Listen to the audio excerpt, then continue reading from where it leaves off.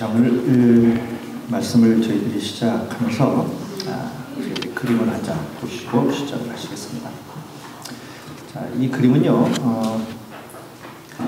이스라엘 백성들이 이제 가나안 땅에 들어가서 이제 땅을 분배받고 12지파가 나름대로의 이제 받은 그 땅에서 정착해서 산 바로 그 지파가 이제 머물는 이제 그 지형에 대한 그 그림이 되겠습니다. 여기 보면 이제 그 각 지파의 이름들이 쭉 있는데요.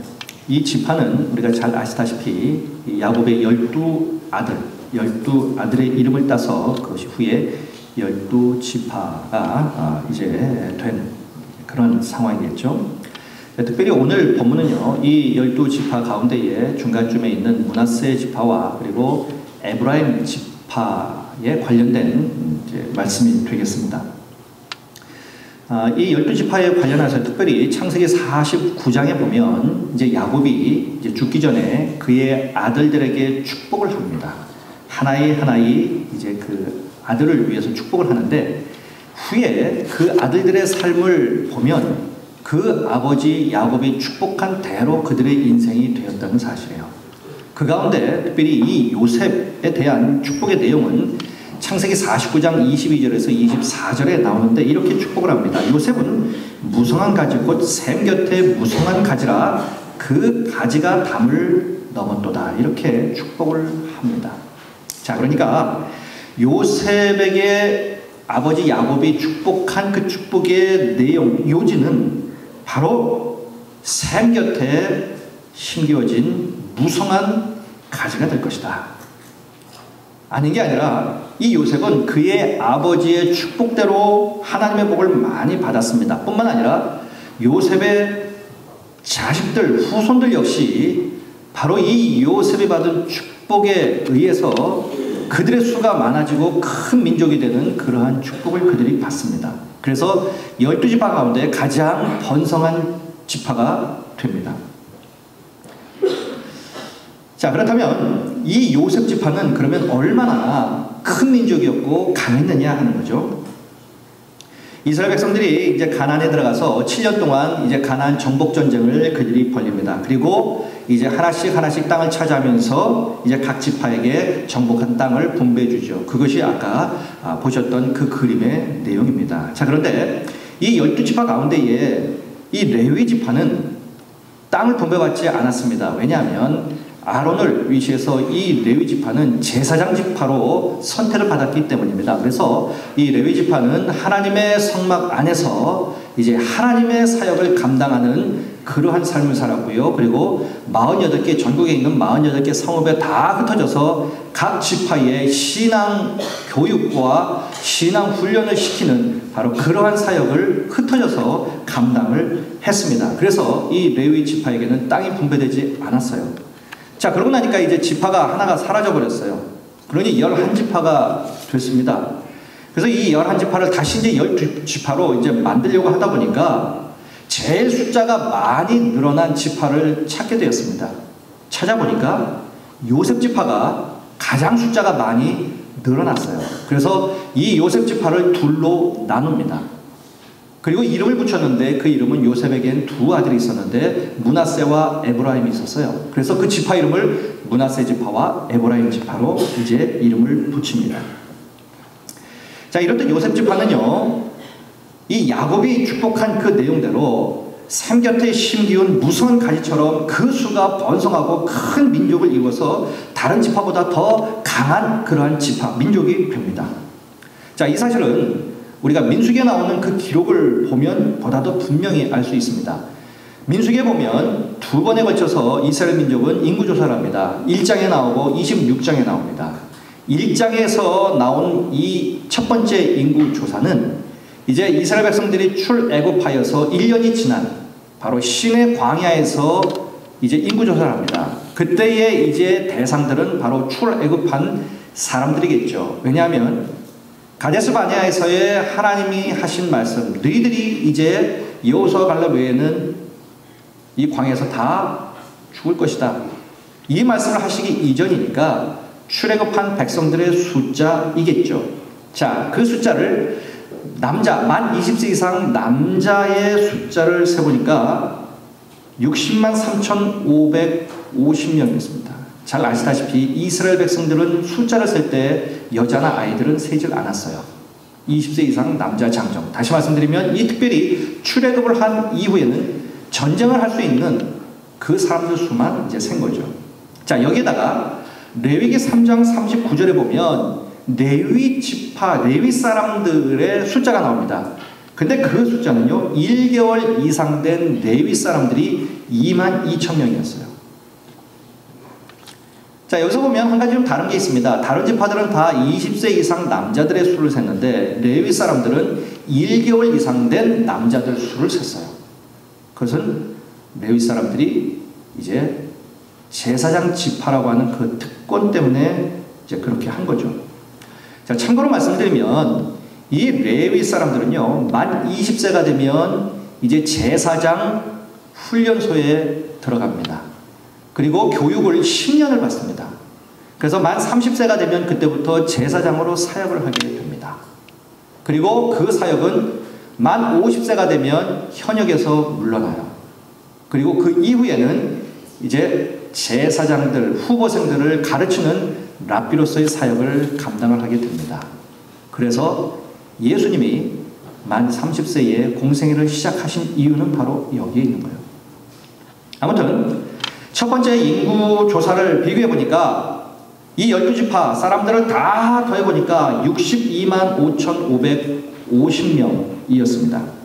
자, 그 중에 요셉 지파 사람들, 그러니까 나중에 므낫세 지파와 에브라임 지파로 나눠졌죠. 이 요셉 지파 사람들의 숫자는 7만 2,700명이었습니다. 자, 그런데 2차 인구조사를 해보니까 이 인구조사는 이제 40년이 지난 이제 가나안 땅을 바라보면서 모압 평지에서 인구조사를 했습니다. 그러니까 이 사람들은 출애굽한 사람들이 아니라 광야에서 태어나고 광야에서 만나를 먹고 산 이 만나 세대가 되는 거죠. 그 숫자가 62만 4,730명입니다. 이 숫자는 또한 1개월 이상 된 레위 사람들을 포함한 숫자가 되겠습니다.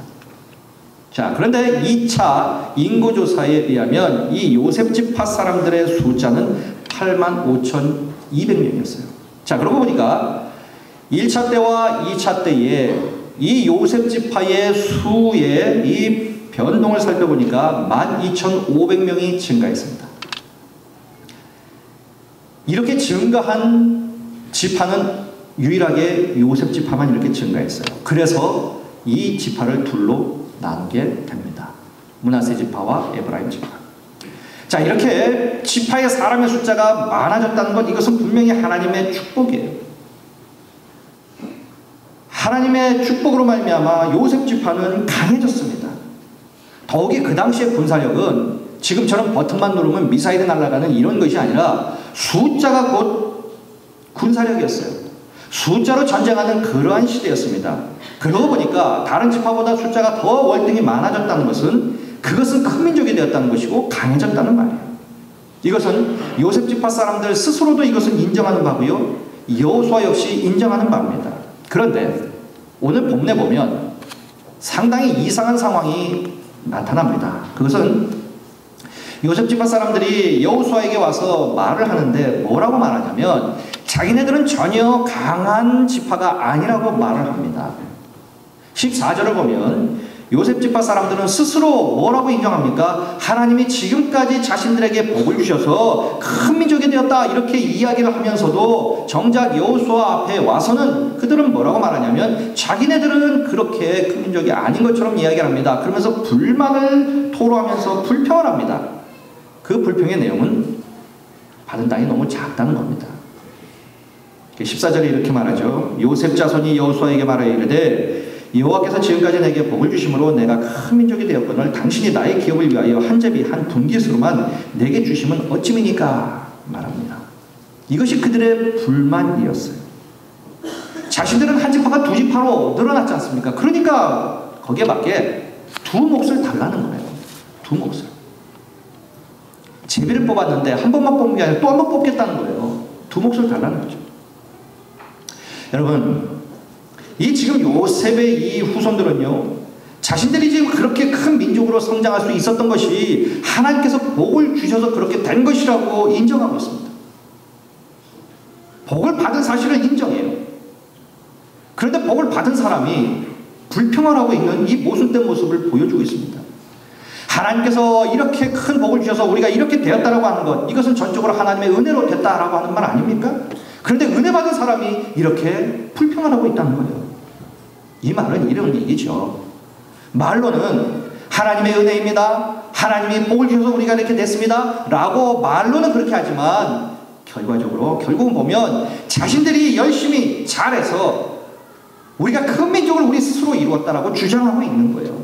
그러니 우리가 이렇게 이만큼 노력을 했으니 거기에 합당하게 우리에게 그만큼의 분깃, 몫을 달라, 이 얘기를 지금 하고 있는 거죠.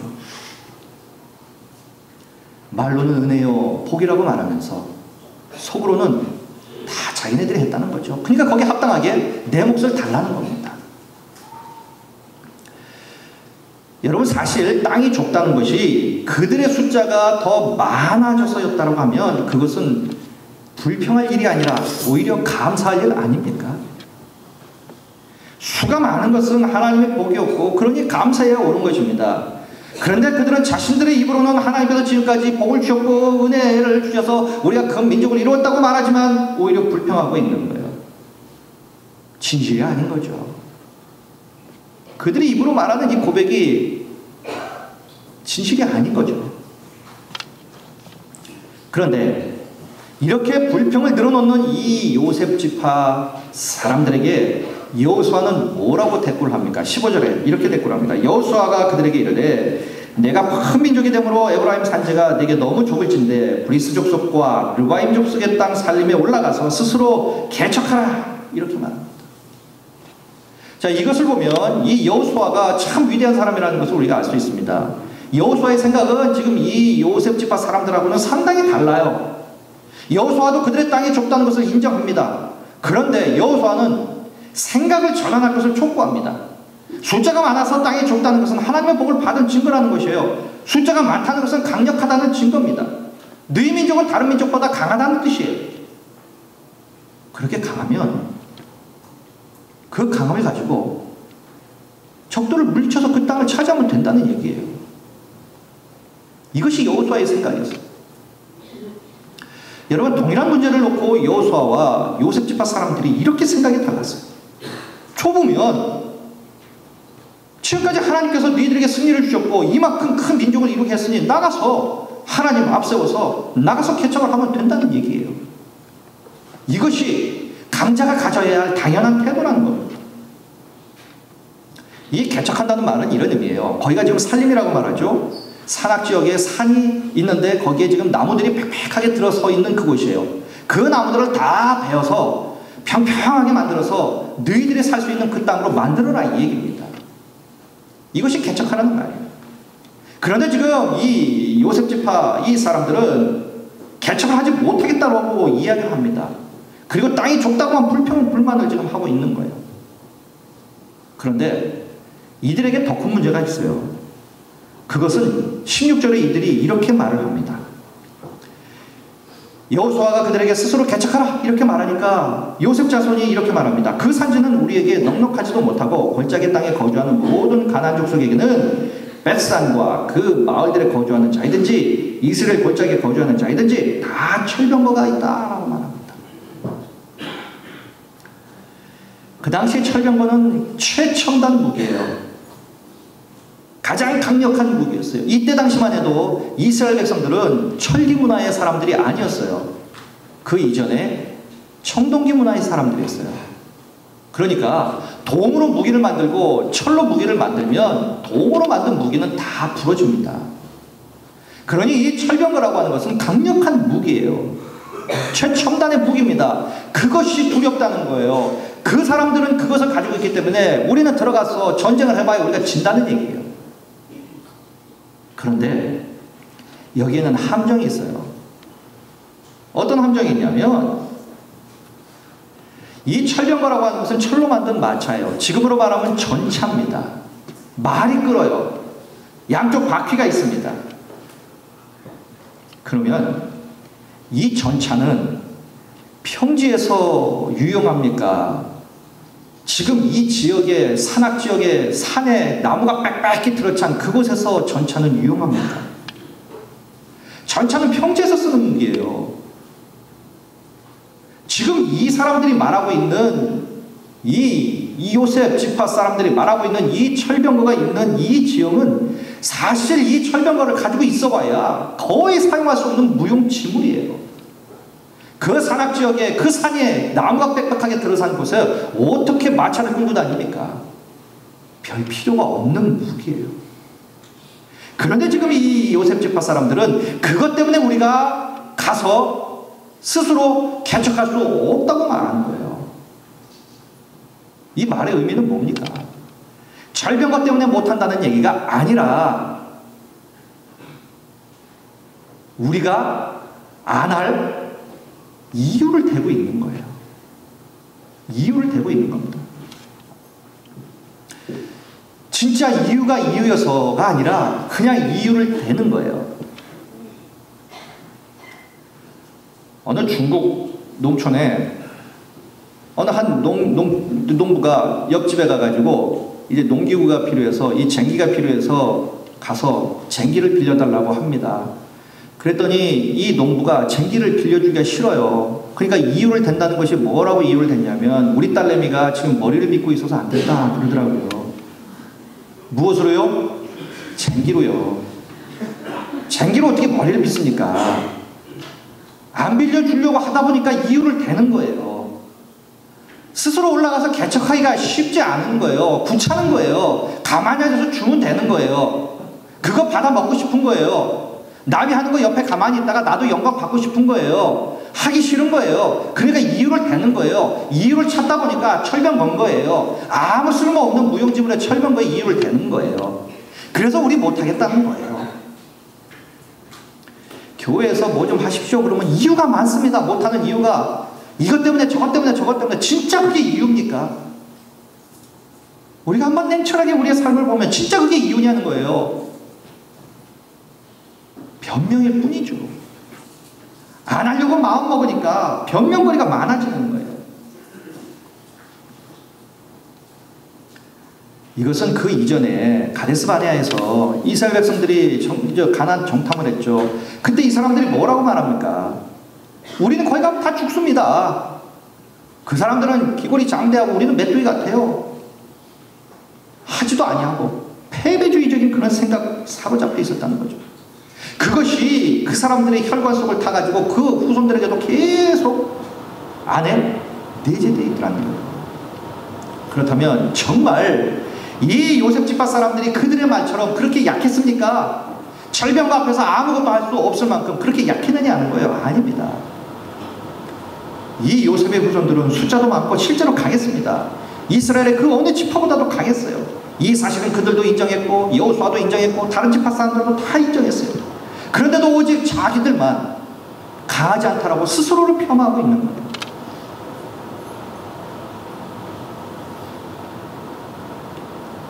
분깃을 달라고 할 때는 그렇게 핏대를 세우며 자기의 권리를 주장하고 자기의 존엄을 그렇게 내세우면서 가서 개척을 하라고 하니까 우리는 못한다고 하는 거예요. 사람들도 그래요. 자존심 내세울 때 내세우지 아니하고 안 내세울 때도 내세웁니다. 이게 뭐가 안 맞는 거죠. 여러분, 강한 사람이 약하다고 말하는 건 그건 결코 겸손이 아니에요.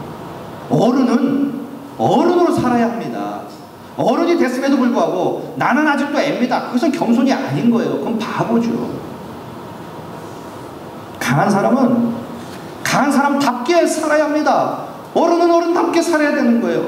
그런데 문제는 많은 사람들이 실제로 강함에도 불구하고 할 수 있음에도 불구하고 자기 스스로를 과소평가해요.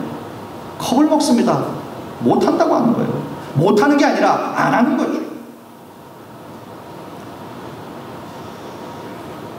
자, 그럼 왜 이 요셉 지파 사람들이 강하다고 그렇게 단정 지을 수 있습니까? 여호수아서를 우리가 가만히 처음부터 끝까지 쭉 읽어보면요, 특별히 이 가나안 땅을 정복해 나가는 이 내용들을 가만히 보면 이스라엘 백성들이 이 가나안 땅에서 들어가서 치렀던 전쟁은 이렇게 철병과 같은 무기에 달려있는 전쟁이 아니었는 거예요. 하나님께서 말씀하시는 전쟁은 너희들의 손에 들려있는 그 무기로 한 전쟁이 아니라 전쟁은 하나님께 속했다라고 하는 사실, 이 진리를 강조하고 있는 거예요.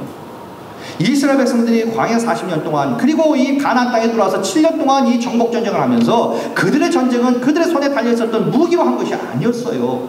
무기로 객관적으로 보면 그들은 백전백패해야 되는 사람들이에요. 그런데 그들은 아이성의 한 번의 패배 말고는 연전연승을 합니다. 그 이유는 하나님이 함께 하셨기 때문이에요. 하나님께서 그 전쟁을 친히 치워주셨기 때문입니다. 그래서 그들은 강한 거예요. 그 강함이 그들 안에 내재되어 있는 것이 아니라 하나님이 함께 하시고 하나님께서 친히 전쟁을 승리케 하셨기 때문에 그들은 강한 거예요. 이 사실을 지금 요셉 지파 사람들은 확신해야 한다는 겁니다. 그 사실을 지금까지 경험했음에도 불구하고 그들은 그것을 애써 부인하고 있는 거예요. 이러한 요셉 지파 사람들에게 지금 여호수아가 너희들이 가서 스스로 개척하라고 한 말은 단지 땅을 차지하라, 이 말이 아니라 너희들이 전에 가졌던 하나님만을 의지하고 하나님 앞세워서 전쟁에 나가서 승리했던 그 믿음을 회복하라는 얘기예요. 회복하라는 얘기입니다.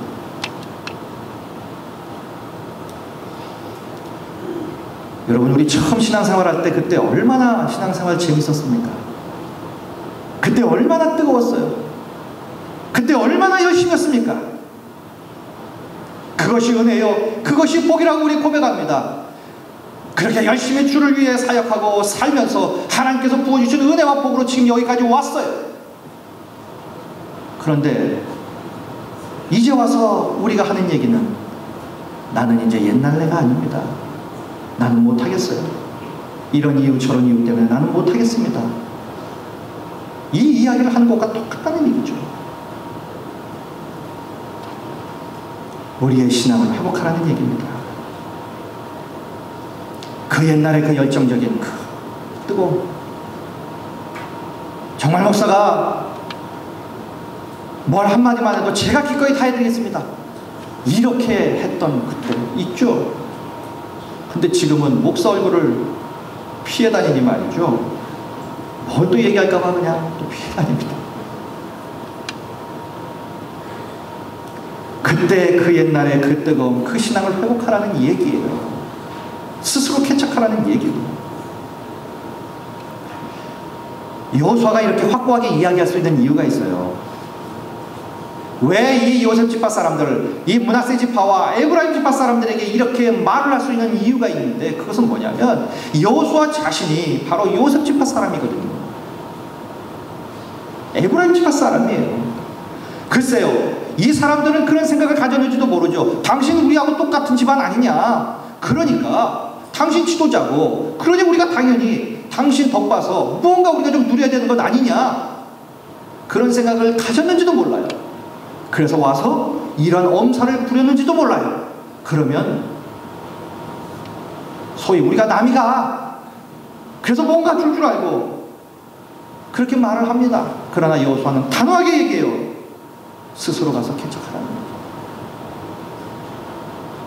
너희들이 나를 지도자로 삼았고, 그리고 내가 너희들 집안이라면 너희들 집안은 더 차려야 되지 않겠냐 하는 거예요.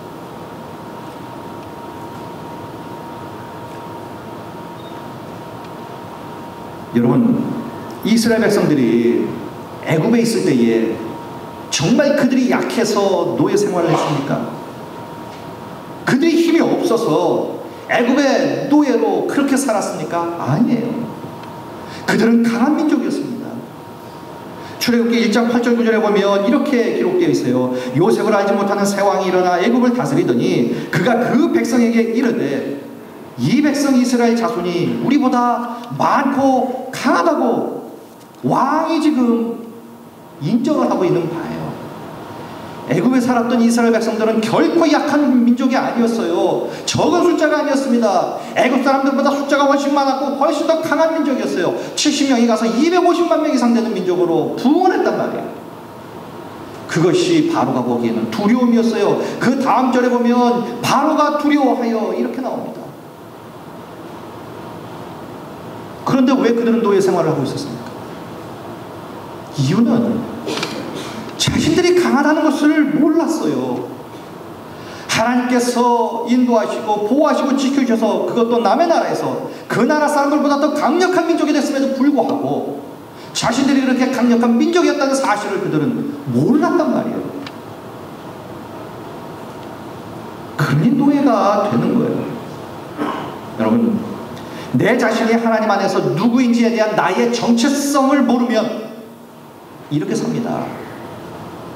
내가 하나님의 자녀, 하나님의 유업을 물려받을 후산, 상속자, 하나님의 자녀이기에 하나님이 나와 함께 하시고 내 인생을 책임져 주신다라고 하는 이 사실, 이 확고한 이 신앙, 이 믿음을 갖지 못하면 세상 사람들보다 더 비참하게 사는 것이 그리스도인들이에요. 내 자신이 하나님 안에서 누구인지에 대한 정체성을 모르면 그 인생은 참 비참해집니다. 하나님이 함께 하심으로 하나님의 자녀이면 강한 자로 살 수 있음에도 불구하고 세상의 것에 져서 약자로 살게 되는 그런 비극을 초래하게 되는 거예요. 여러분, 우리 교회가 올해가 창립 60주년을 맞아서 여러 사역을, 우리가 많은 사역을 감당하고 있습니다. 그렇다면 우리가 교회적으로 한번 본다면 우리 교회는 약합니까? 강합니까? 우리 교회는 분명 대형교회는 아닙니다. 그렇다고 우리가 해야 될 것을 못하는 그러한 교회도 아닙니다. 마음만 먹으면 뭐든 할 수 있는 그런 교회입니다. 사이즈로 봐도 대한민국에서 15% 안에 들어가는 그런 교회예요. 마음만 먹으면 뭐든 할 수 있는 교회입니다. 그런데 중요한 것은 겉으로 보여지는 것이 아니라 우리의 마음이요, 우리의 생각이라는 거예요. 내 자신을 약자라고 여기면 약자일 수밖에 없어요. 그러나 하나님이 함께 하시는 내 자신을 인식한다면, 그래서 하나님 안에서 하나님에 의해서 강자로 여긴다면 우리는 강자입니다. 그래서 오늘 설교 제목처럼 우리는 능히 할 수 있어요. 무엇든 하나님께서 우리에게 주시는 그 사역 우리는 능히 감당할 수 있습니다. 문제는 우리의 마음이요, 우리의 태도인 거예요. 우리는 하나님의 나라를 위해서, 복음을 위해서 얼마든지 많은 일을 감당할 수 있습니다. 그래서 우리 안에 환경만 탓하는 이런 불평과 그리고 변명, 이것을 버리고요, 우리는 우리 자신에게 이렇게 말해야 합니다. 우리는 강하다. 우리는 이 땅의 복음을 위해서 큰 역할을 감당할 수 있다. 하나님의 큰 도구로 쓰임받을 수 있다. 우리는 이 마음을 가져야 한다는 겁니다. 자, 그런데 우리 역시 요셉 지파 사람들처럼 많은 은혜와 복을 받았음을 스스로 인정하면서도 하나님이 우리를 향하여 스스로 개척하라, 스스로 전도하여서 영혼들이 구원받도록 해라 하는데, 우리도 이 요셉 지파 사람들처럼 우리는 못합니다, 능력이 없어서 못합니다, 약해서 못합니다, 무엇이 없어서 안됩니다, 바빠서 안됩니다, 이 이유 저 이유 이렇게 되지는 않습니까?